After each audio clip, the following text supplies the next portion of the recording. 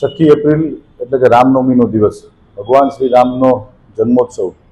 જ્યારે સમગ્ર ભારત ઉજવી રહ્યું હોય ત્યારે રાજકોટ મહાનગરપાલિકાના ભારતીય જનતા પાર્ટીના શાસકો દ્વારા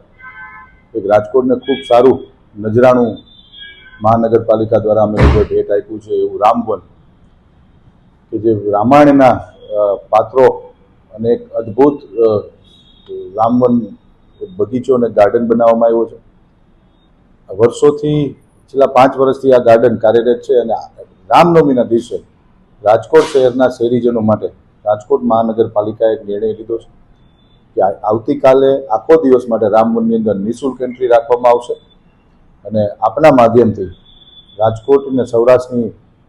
ધર્મપ્રેમી જનતાને મારું નિમંત્રણ છે કે આ રામવનની અંદર આપ સૌ પરિવારજનો સાથે આવો અને ખાસ કરીને બાળકોને બતાવો.